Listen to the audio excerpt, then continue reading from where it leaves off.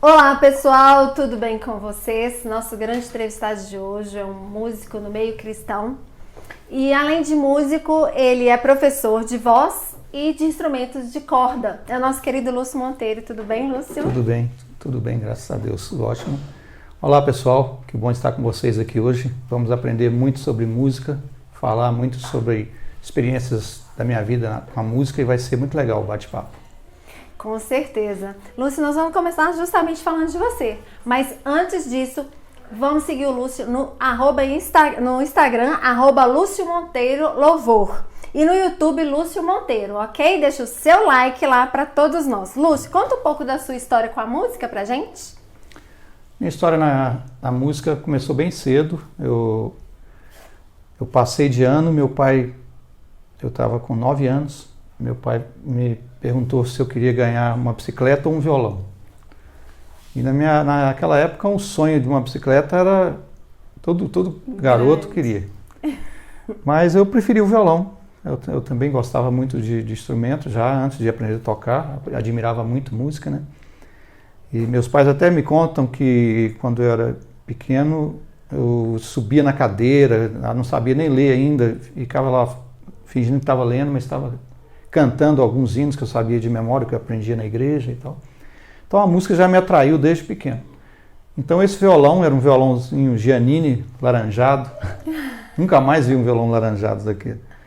E foi um presentaço, porque eu não dormia direito pensando no violão, acordava, ia para a escola e voltava para aprender. E comecei a aprender a tocar violão, primeiro sozinho, depois com um vizinho.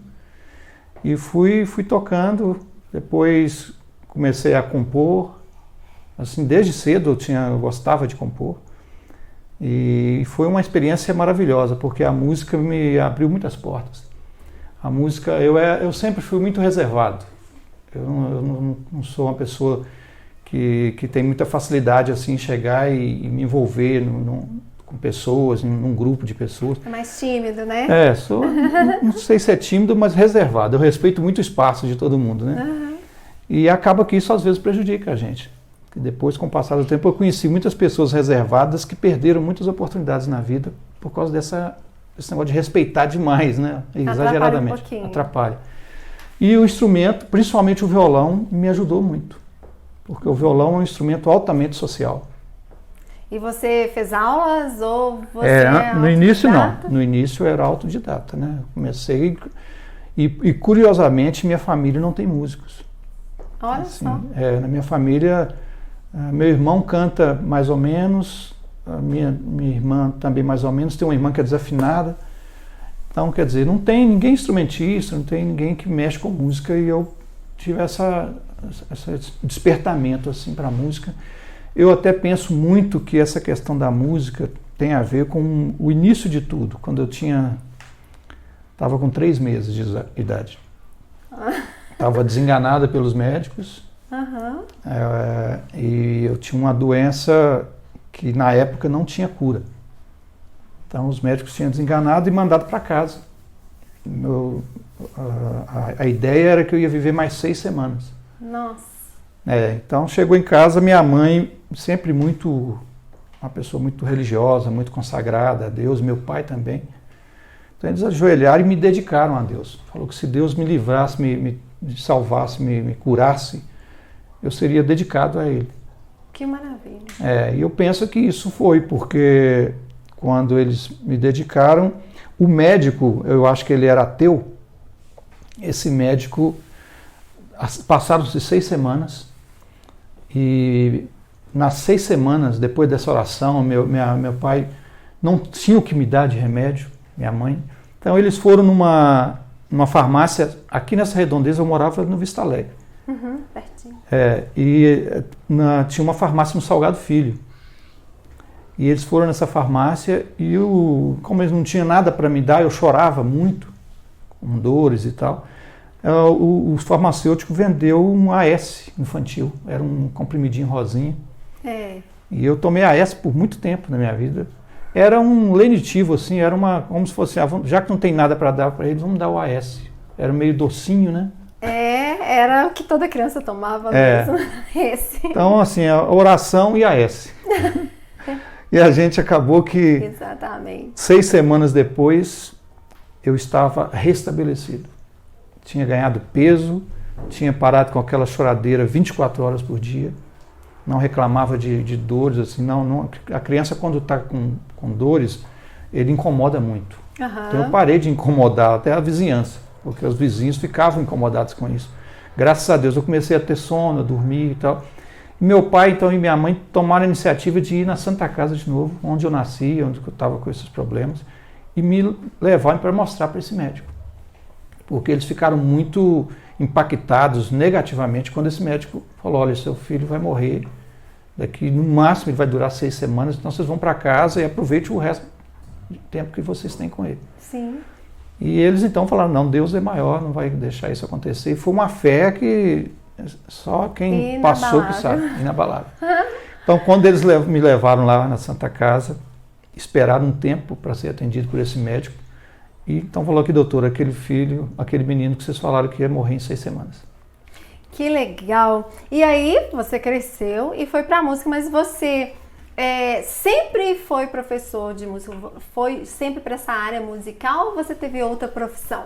Não, eu tive. Eu profissionalmente na música eu entrei, foi por acaso. Eu trabalhava numa empresa e trabalhava na área administrativa, mas eu estava cansado daquele negócio de chefe, de dar ordem, de horário de chegar, horário de sair, tinha que tomar tudo, você tinha que perguntar o que você podia fazer e tal. Eu pedi a Deus, falei, Senhor, eu quero ter o meu tempo livre, eu quero ser dono do meu negócio e tal. E ali eu montei uma empresa com sócios na época. Eu já cantava já no Centelha e no Vereda, no Grupo Centelha e no Grupo Vereda. Aí eu montei com uma sociedade que chamava Leme Produções. Era a inicial de cada proprietário da empresa. Então ali que começou, que era uma empresa de música. Então nós fazíamos jingles, propaganda para rádio, televisão, fazíamos muita música para a igreja, campanhas evangelísticas e tal. Tudo a Leme gravava, a gente tinha estúdio, tinha produtora, né? Então aquilo que foi o pontapé inicial. Aí, mas Deus não queria que eu tivesse sociedade, porque às vezes o sócio ele é quase que um patrão. Você também fica preso a muita coisa, né? Aí Deus permitiu que eu saísse dali e montasse uma empresa por conta própria, e de lá para cá já tem muitos anos. Deus tem me sustentado e está cada dia mais feliz. É isso aí, uma história linda, né, gente? E essa história no meio cristão. Por isso agora a gente vai fazer uma pergunta para ele. Na música cristã, existe diferença daquela que doutrina e daquela que é para entretenimento? Conta pra gente um pouco sobre isso. Tem muita diferença. A música cristã, ela de uns tempos para cá, ela veio mudando a característica da música, a forma da música, e que a música cristã ela teve um fundamento nos hinários. Né? Nós temos hinos com histórias maravilhosas, os hinos, né, que são de hinários de várias igrejas cristãs. Então, cada um tem a sua. Hinos com testemunhos. Testemunhos, né? Histórias maravilhosas. Uhum. E com o passar do tempo, houve uma mudança de tudo no mundo, na evolução, e a igreja também foi atingida por essa mudança. As pessoas já estavam insatisfeitas com só aqueles hinos tradicionais, queriam alguma coisa diferente também, mais nova. Então começaram a surgir os compositores na igreja, muita influência americana dos Estados Unidos. Então começaram a vir LPs para cá de grupos, de conjuntos, de quartetos e tal. E eles falaram, por que a gente também não pode criar o nosso? E começaram então a surgir esse modelo novo de música na década de 80, mais ou menos. Uhum. Começou a surgir isso. Depois surgiu um movimento nos Estados Unidos, né, que chama Celebrate. Esse movimento é o que iniciou esse worship que nós temos hoje. O Celebrate tinha o Don Moen, o Ron Kenoly, vários artistas famosos aí americanos. E assim, a virada mesmo grande foi com o Michael W. Smith.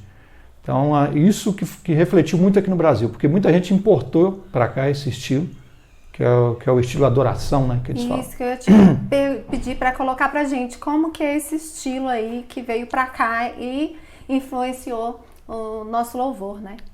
A música modelo antigo, ela concentrava muito na mensagem.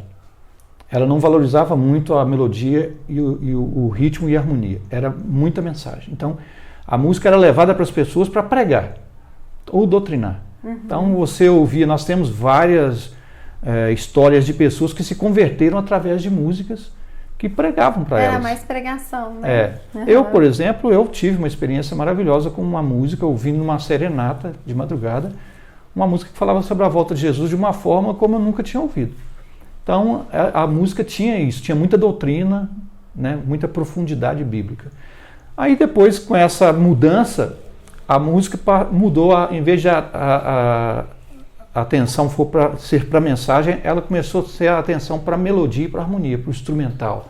Então a mensagem ficou em segundo plano.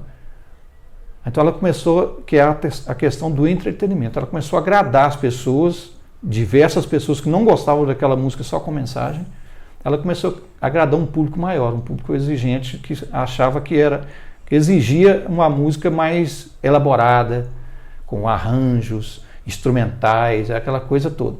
Então isso foi mudando gradativamente. E essa música worship, essa música americana, ela veio trazer isso, que é pouca letra e muita melodia e harmonia. Pouca letra, muita harmonia. Então, quer dizer, você canta uma música, às vezes, de 3, 4 minutos aí com uma estrofe. Repetindo. Muitas vezes. Então, você grava fácil, canta, chama isso música de canção, chamar canção. A canção é a música que você ouve e pega no ar. Então, virou isso. Tiraram um pouco a mensagem do foco e falou assim, não, nós temos que agradar o público, fazer, por exemplo, um momento de louvor, antigamente. O que era o negócio? Cantava um hino, 2 hinos e começava a pregação. Hoje não. Hoje tem igrejas que o momento de louvor é maior do que o momento da pregação. São 2 horas cantando. É verdade. Um monte de musiquinha repetitiva, mas todo mundo canta. E a gente pode dizer então que a música de antigamente, ela é melhor do que a música atual ou a atual é melhor?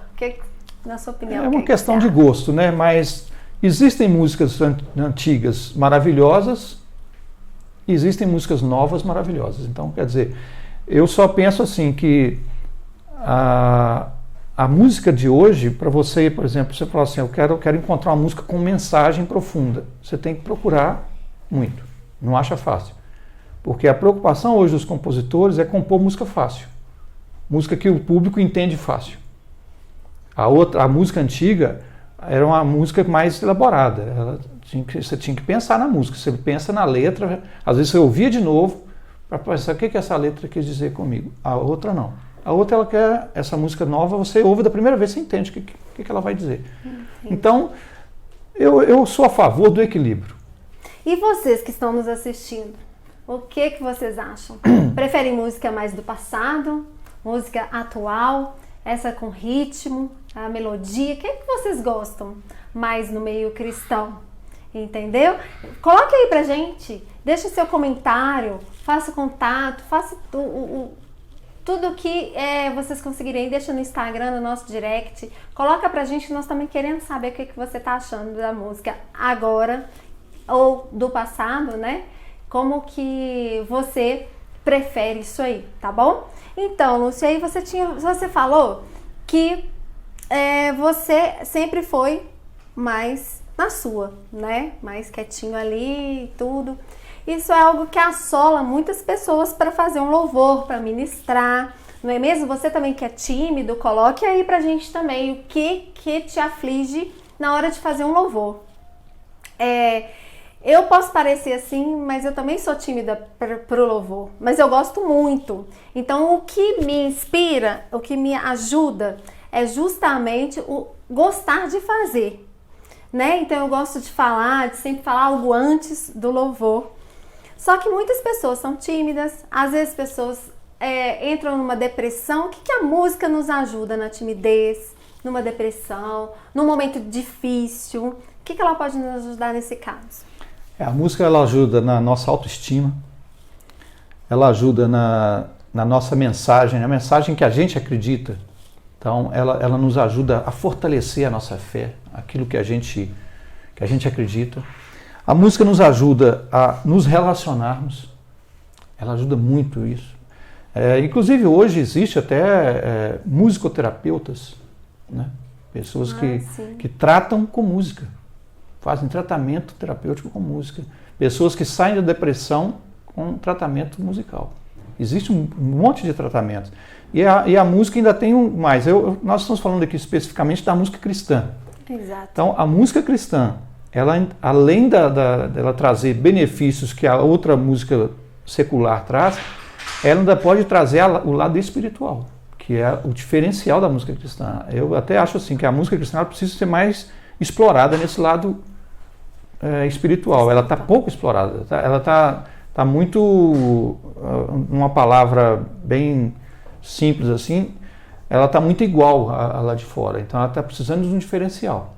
Porque não estou falando de uma música carregada de emoções, igual a gente tem visto por aí. Muita música que a pessoa está olho fechado, mão levantada e tal. Não é esse tipo de música que eu estou falando. Estou falando de uma música com unção. É uma música que o veículo que está levando ela, que é o louvador, eu não chamo de adorador, eu chamo de louvador. A pessoa que está sendo usada para cantar a música, ele tem que estar preparado, ele tem que ter tido buscar na fonte, que é Deus, para ele ser usado por Deus. Então, talvez o problema que eu vejo hoje é a questão dos músicos não terem esse preparo. Eles não estão preocupados com isso. Às vezes estão preparados com técnica, têm talento sobrando, tocam, cantam com muita facilidade, mas falta unção. Vai lá e canta. Né? Vai lá e canta. Vai lá e canta. Pois é, mas e o violão nessa história? Que você também é professor de violão. O violão também ajuda na timidez, na depressão, nessa interação com o louvor e essa, desinibir um pouco mais? Sim, eu já participei de muitos de acampamento, né? A igreja fazia muito ótimo, acampamento. Né? Tudo de bom. Com essa pandemia, infelizmente, ficou parado, mas eu acho que em breve vai voltar. Então, chega no acampamento, um acampamento sem violão, um acampamento não tem graça. Tem que ter o violão, né? Para a turma cantar e se interagir, né? Então, eu tive essa oportunidade em acampamentos. Então, eu chegava, levava o violão, estava tocando sozinho, daqui a pouco chegava gente, daqui a pouco estava a turma, saía de lá com um monte de amigos. Além de cantar, de louvar o Senhor, ainda saía com um monte de amizade. Então, o violão faz isso, ele abre portas para a gente. Eu estou falando do violão porque você não vai levar um piano para o acampamento. Exato. Vários instrumentos que muitas pessoas tocam, por exemplo, você toca um saxofone. Você chegar um saxofone, você não pode... Sozinho.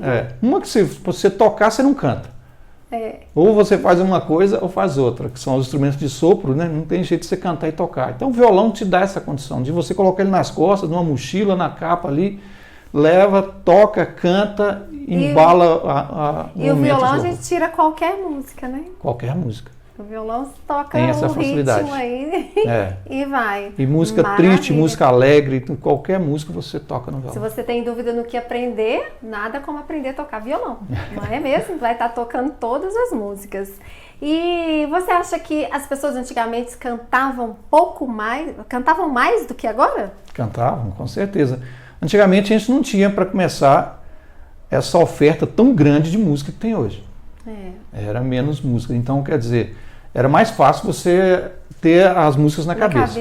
Então, quando começou a aumentar demais essa oferta grande de música, aí começou a ter mais dificuldade, você ter tudo decorado, né? Então, eu, por exemplo, eu sou da geração que sabia as músicas, não precisava de telão lá na frente para cantar. A igreja cantava, né? Tudo sim, automaticamente. Junto com o cantor, né?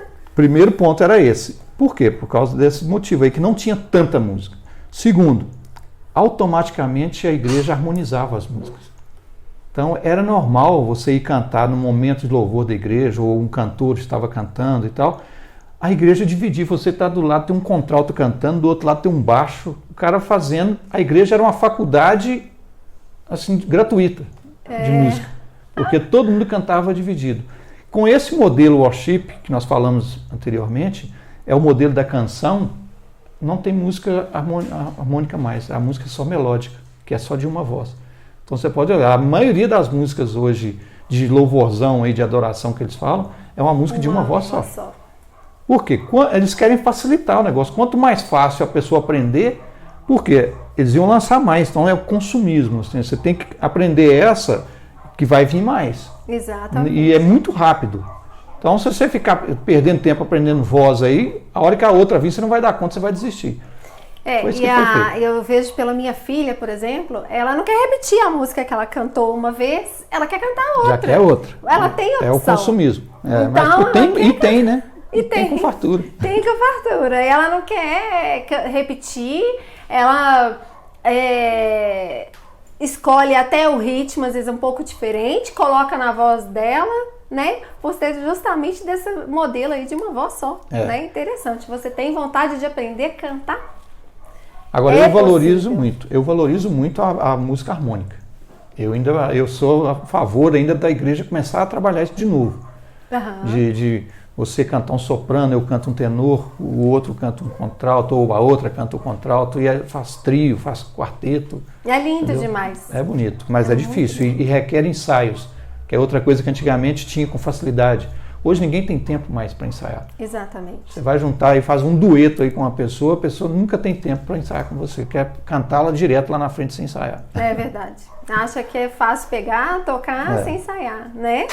E para você que tem 40, a partir de 40 ou mais, e é do meio cristão, tem vontade de aprender do zero a tocar violão e a cantar?